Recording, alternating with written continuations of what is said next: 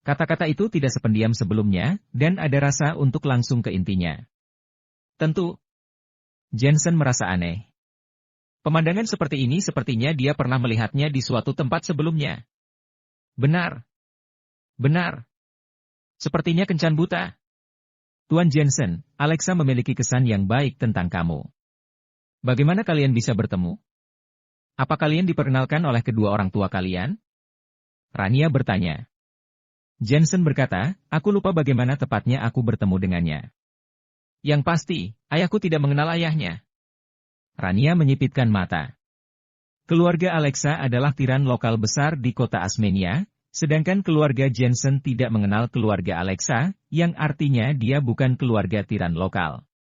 Apakah Alexa membohongi dirinya sendiri, atau Alexa juga dibodohi oleh Jensen? Dia sebenarnya keluarga yang sangat biasa. Apakah kamu biasanya memberi jalan kepada orang tua ketika kamu naik bus? Rania kembali bertanya. Iyalah. Jensen mengangguk, bukankah ini masalah kecil? Apakah sebelumnya kamu sulit mendapatkan SIM? Lumayan sulit, sepertinya aku sudah lulus ujian tahun lalu. Tidak, aku belum lulus. Jensen menyentuh dagunya dan merenung. SIM-nya sepertinya sudah dibantu oleh penatua Jack untuknya. Dia bahkan tidak pernah mengikuti tes. Wajah Rania tenggelam. Tidak punya SIM? Ini berarti bahwa dia tidak punya mobil. Dia terus bertanya, berapa biaya manajemen properti rumahmu sebulan? Biaya manajemen properti? Itu sepertinya tidak perlu. Aku juga tidak tahu banyak tentang hal-hal semacam ini. Jensen menggelengkan kepalanya. Dia memiliki terlalu banyak properti, kota Asmenia dan ibu kota. Keluarga Yuan bahkan memberinya istana di wilayah selatan. Siapa yang tahu berapa biaya manajemen properti? Jensen tidak harus mengurusi hal sepele ini. Hal-hal ini semua ditangani oleh kakak Natasha untuknya. Rania meminum air kopinya dengan bangga dan mengajukan beberapa pertanyaan lagi. Jensen menjawab dengan santai, namun lama-lama dia merasa ada yang tidak beres. Sikap Rania menjadi makin sombong dan dingin. Ini seperti angsa putih. You know? Kuliah di Oxford University. Rania memainkan kuku jarinya dan berkata dengan ringan, di sana tempat belajar para mahasiswa jenius dunia, dan ambil jurusan Emba. Jensen bingung. Aku tidak bertanya di mana kamu belajar. Dan cara bicaranya setengah wasia dan setengah negara elang, mendengarkannya saja sangat tidak nyaman. Used to have winter breakfast like Pushkin. Rania melanjutkan, hobi pribadi aku adalah diving, yaitu menyelam, tetapi pencemaran air laut domestik terlalu tinggi. Aku suka menyelam di Antartika. Jensen hampir saja menyemprot, apa kamu tidak takut kedinginan? Rania terus menjadi superior dan berkata dengan bangga, aku baru saja kembali dari luar negeri. Aku sudah mengunjungi banyak negara antara lain negara elang dan Perancis. Aku paling suka bir anggur merah. Pelayan. Dia menjentikkan jarinya, bawakan aku sebotol bir anggur merah 1984. Pelayan berlari dan berkata dengan canggung, maaf, kami tidak memiliki bir anggur merah 1984 di sini. Kalian huasia tidak mengerti bir anggur merah ya. Kalian bahkan tidak menjual bir anggur merah 1984.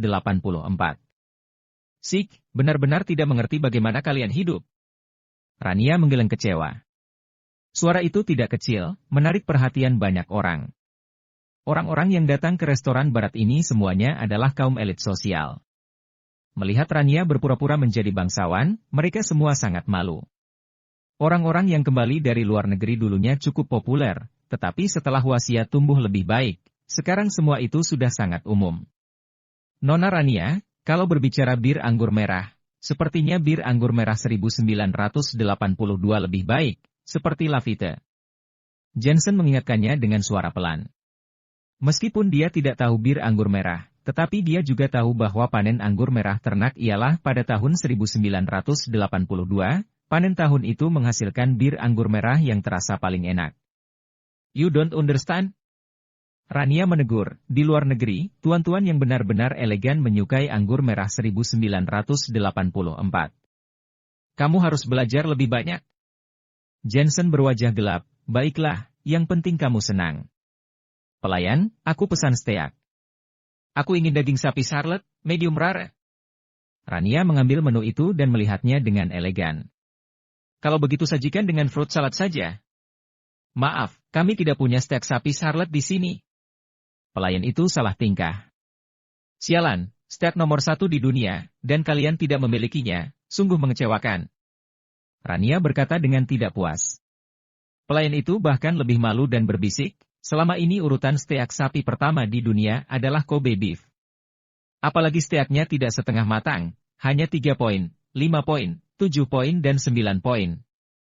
Tentu saja, dia mengatakan ini dengan suara yang sangat rendah, sangat takut menyinggung Rania. Di sampingnya, Jensen hampir saja mengeluarkan jeritan babinya karena tertawa.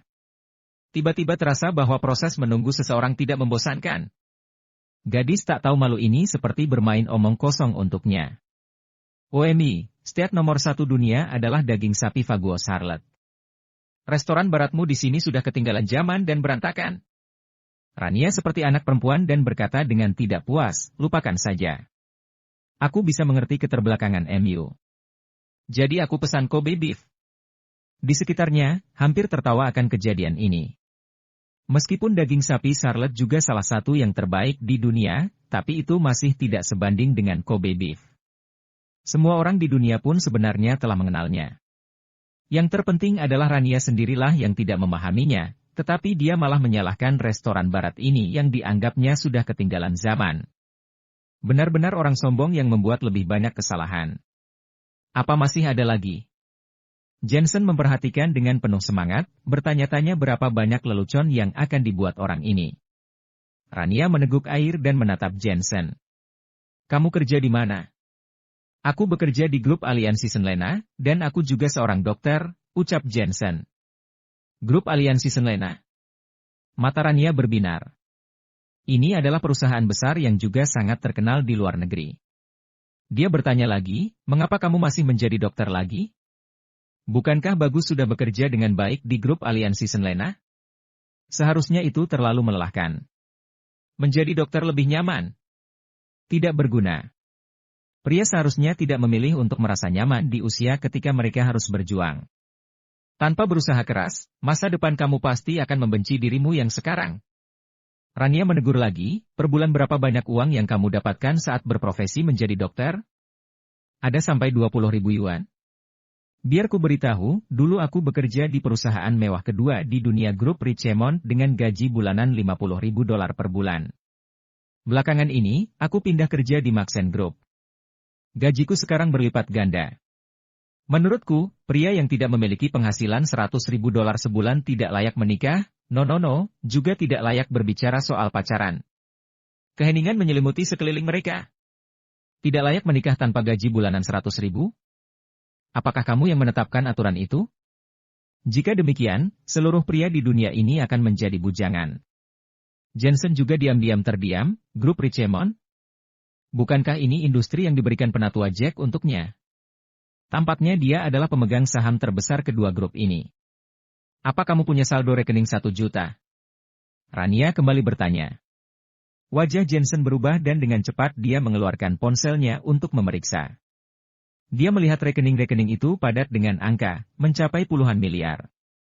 Dia takut setengah mati. Dia pikir saldo rekeningnya dicuri dan hanya ada 1 juta tersisa. Melihat Jensen tidak berbicara, Rania kembali menegur, kamu tidak memiliki tabungan 1 juta. Gadis macam apa yang kamu kejar? Lelaki seperti MU, kuat di luar, mati di dalam. Kamu hanya belajar bagaimana terlihat menjadi CEO dari film, kamu benar-benar tidak tahu bagaimana menjadi CEO sebenarnya. Jelaskan apa maksudmu, sepertinya kamu tahu? Tanya Jensen penasaran. Rania mengangkat dagunya dan tampak angkuh, tentu saja, tempat aku berganti pekerjaan sekarang grup Maxen. Aku berada di posisi inti. Aku adalah sekretaris di samping ketua dewan, dan aku jugalah sekretaris pribadinya. Dia menggigit beberapa kata terakhir dengan sangat keras, seperti ketua dewan memiliki hubungan yang baik dengannya. Menurut Rania, Jensen, pecundang bau ini, berani berpura-pura menjadi presiden gagah di depannya. Dia hampir jatuh karenanya.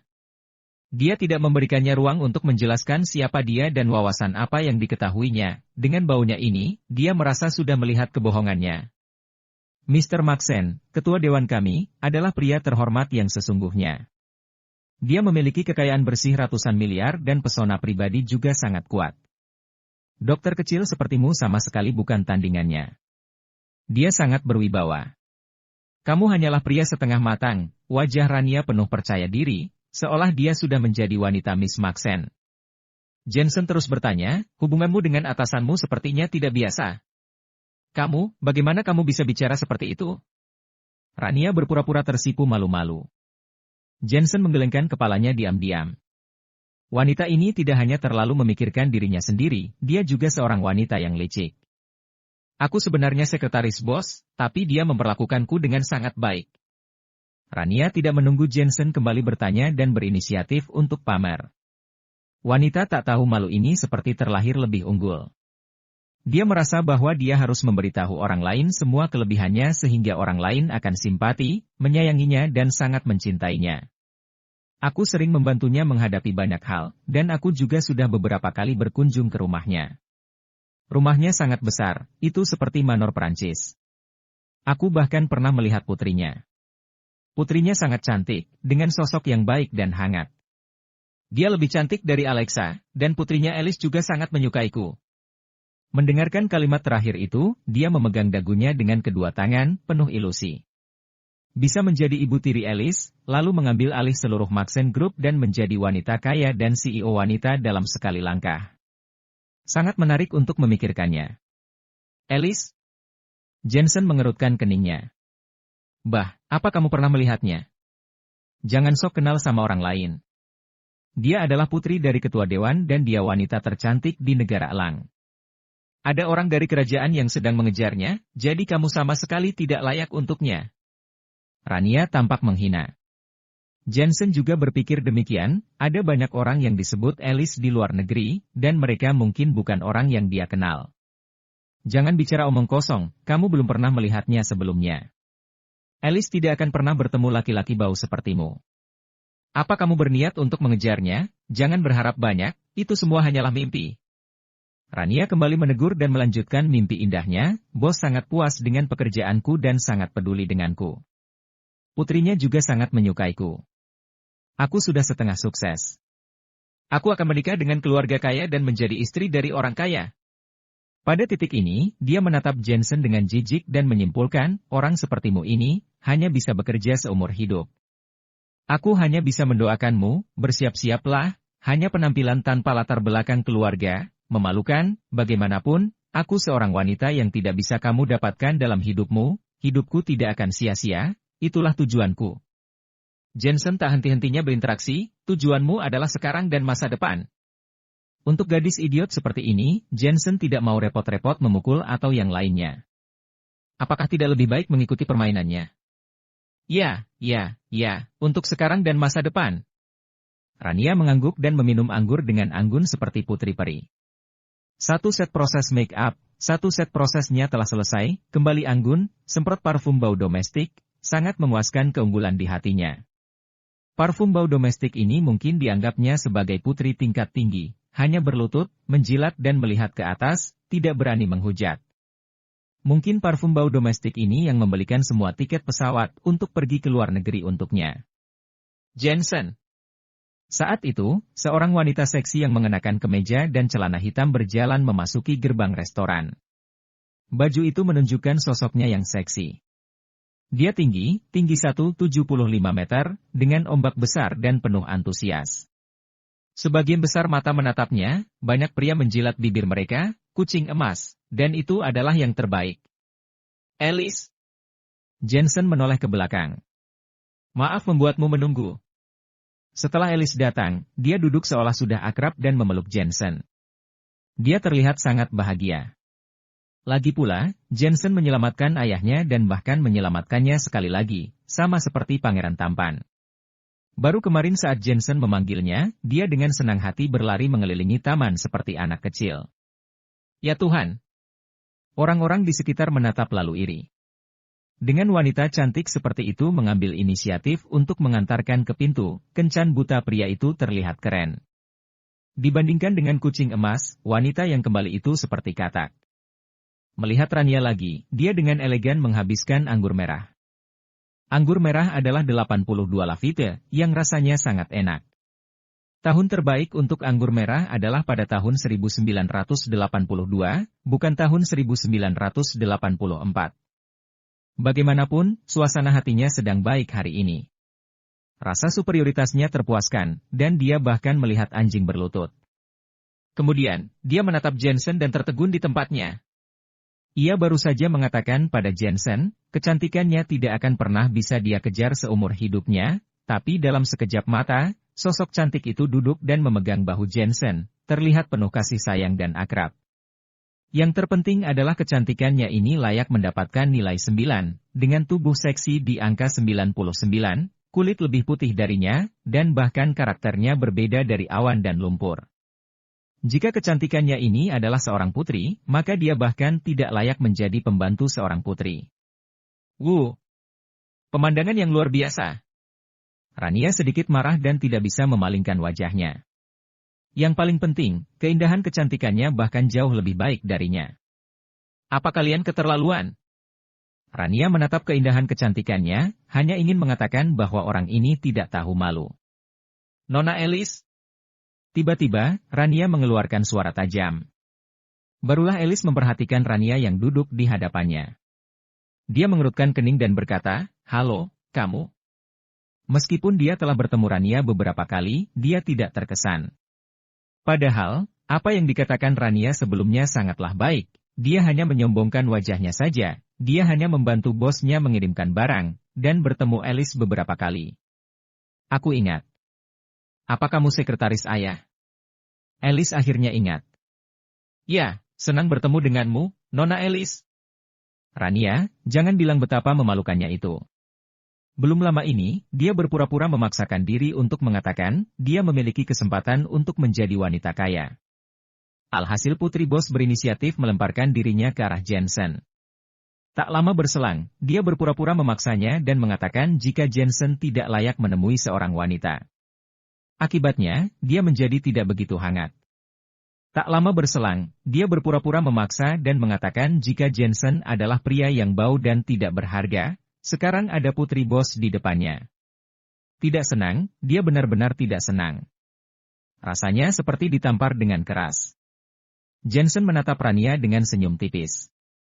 Dia tidak menyangka bahwa Elis yang ada di mulut Rania sebenarnya adalah Elis yang dia kenal.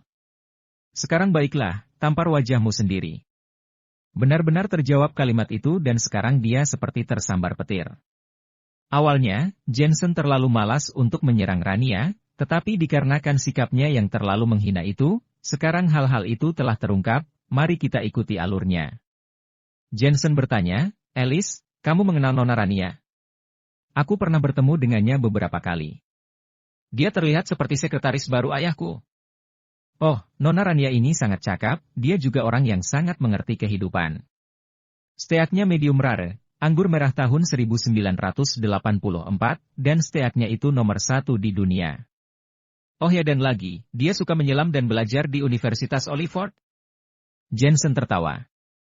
Wajah Rania pada awalnya agak gelap, tetapi dia mencoba yang terbaik untuk berbicara buruk tentang dirinya sendiri, namun perkataan Jensen kemudian membuatnya puas.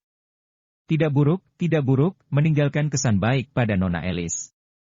Apalagi dia punya tujuan sendiri, yaitu sekarang dan masa depan, dia ingin menikah dengan ayahmu dan menjadi wanita kaya dan CEO wanita. Sekarang dia telah memenangkan hati ayahmu, bahkan kamu memiliki kesan yang baik tentang dia. Lanjut Jensen. No, ayahku tidak akan melakukan ini. Ketika ibuku meninggal, dia bersumpah padaku bahwa dia tidak akan pernah menikahi wanita lain dalam hidupnya. Elis memelototi Rania. Dalam hatinya, almarhum ibunya adalah malaikat. Tidak ada yang boleh menghujat. Wanita ini sebenarnya ingin menjadi ibu tirinya. Ini adalah sesuatu yang tidak akan pernah bisa dimaafkan. Dia juga tidak layak. Rania hampir menangis. Jangan katakan kata-kata ini.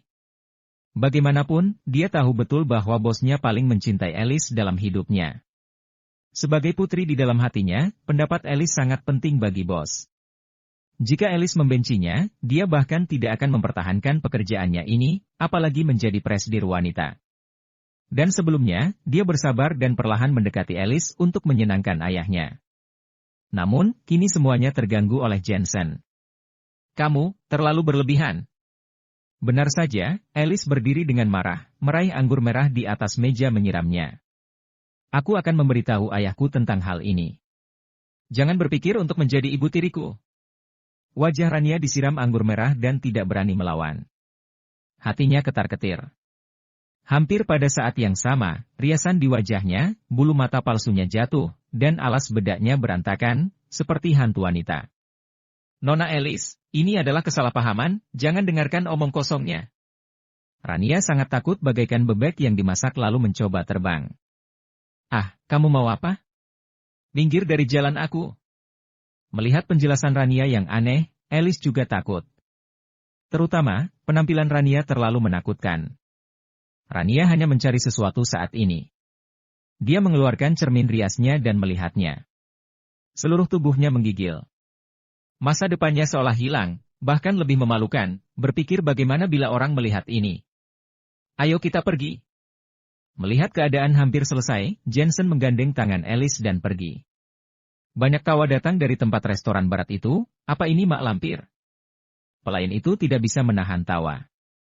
Dia mengambil handuk dan menyerahkannya pada Rania. Nona, ini handuk yang diimpor dari luar negeri, kamu bisa menggunakannya dengan nyaman. Kata-kata itu sarkastik dan memandang rendah Huaxia. Semuanya yang terbaik adalah produk luar negeri. Kalau begitu jangan kembali ke Huaxia. Malu sekarang, dia pantas mendapatkannya. Rania menghentakkan kakinya dengan marah dan harus berlari ke kamar mandi untuk menghapus riasannya. Setelah dia keluar, restoran barat masih memiliki mata yang aneh. Dia terlalu malu untuk melihat siapapun dan ingin segera pergi. Maaf, aku terlambat. Hei, di mana Jensen? Saat ini, Alexa akhirnya selesai. Alexa, temanmu yang tidak memiliki tabungan 1 juta itu sudah keterlaluan. Aku ingin menuntutnya. Rania seperti menangkap karung tinju. Tidak ada deposit 1 juta. Alexa berkedip. Apa yang terjadi? Tentu saja, Rania tidak akan mengatakan bahwa dia telah gagal berpura-pura. Dia berkata dengan marah, dia adalah pecundang yang malang. Dia ingin mengejarku. Aku tidak menghiraukannya, dan dia marah. Alexa, bagaimana kamu bisa mengenal teman seperti itu? Dia tak punya uang, karir, bahkan tak punya sopan santun. Dia sama sekali tidak bisa dibandingkan dengan pria lain. Alexa tercengang. Dia tahu bagaimana situasinya tanpa memikirkannya.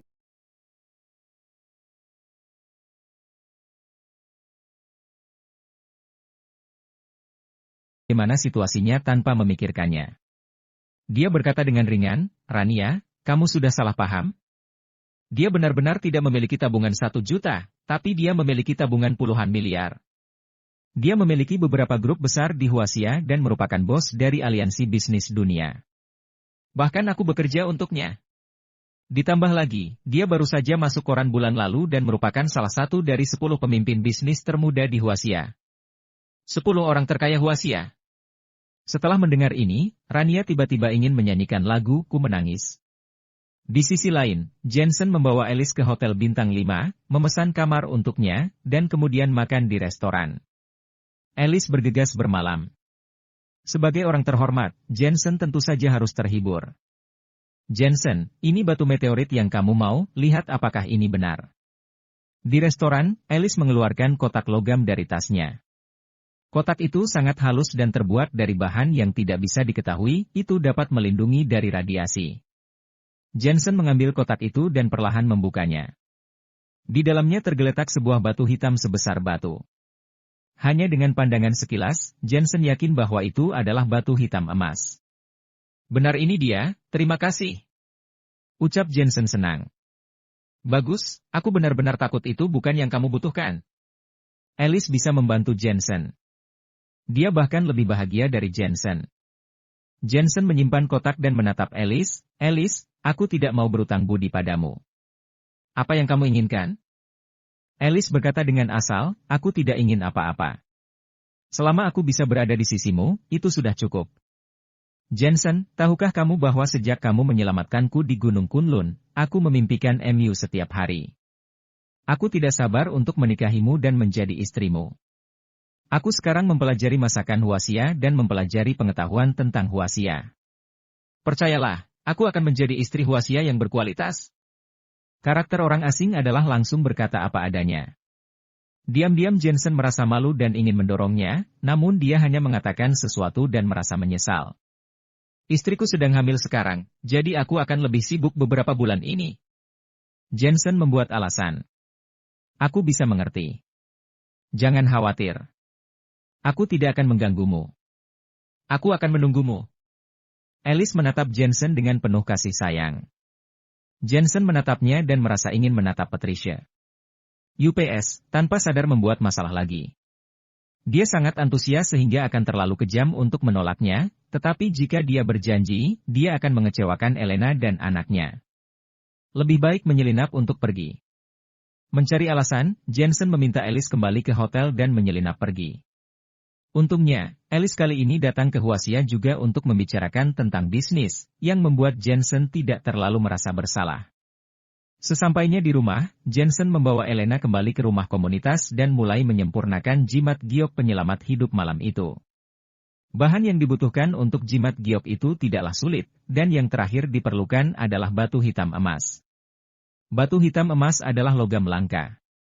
Dalam ingatan leluhurnya, batu semacam ini hanya muncul di tempat-tempat tertentu, dan batu itu mengandung energi esensial. Apa itu energi esensial? Jensen juga tidak tahu terlalu jelas. Dia menduga bahwa itu adalah semacam gaya molekul di bawah sinar matahari, seperti sinar ultraviolet. Dan karena batu hitam emas adalah meteorit, ketika jatuh dari ruang angkasa ke tanah, dia pasti menyerap banyak energi dari matahari di luar angkasa. Api yang muncul di tangan Jensen dan mulai membakar batu itu. Meteorit tidak terbakar keluar melalui atmosfer, sehingga butuh waktu lama untuk membakarnya dengan api yang. Setelah beberapa jam, batu seukuran kepalan tangan itu berubah menjadi cairan hitam emas. Jensen kemudian menggunakan cairan ini untuk menorehkan talisman pada batu giok. Satu malam kemudian, dia membuat banyak jimat giok penyelamat hidup, yang dibagi menjadi beberapa tingkatan yang memiliki perlindungan tertinggi diberikan kepada Elena, kakak Natasha, Veronica dan kakek. Orang-orang ini memiliki hubungan yang paling dekat dengannya dan berada dalam situasi yang paling berbahaya. Mereka yang memiliki tingkatan lebih rendah diberikan kepada orang-orang seperti keluarga Miller, Dragon Hall, DLL. Pukul 6 pagi, Jensen keluar dari kamar dan melihat Elena dan Natasha bangun. Sepertinya Elena sedang dalam suasana hati yang baik. Jensen, kamu juga bangun pagi sekali. Natasha dan Veronica pergi untuk menyiapkan sarapan, dan Elena menemani Jensen.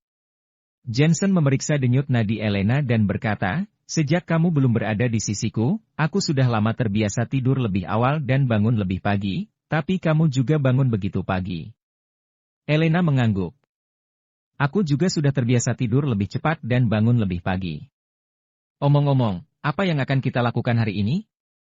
Jensen memikirkan jimat giok penyelamat hidup untuk diserahkan kepada kerabat dan teman-temannya. Dia pun mengatakan ini. Melihat Jensen masih sibuk seperti sebelumnya, Elena sedikit tidak puas dan berbisik, apakah kamu tidak tahu hari ini hari apa?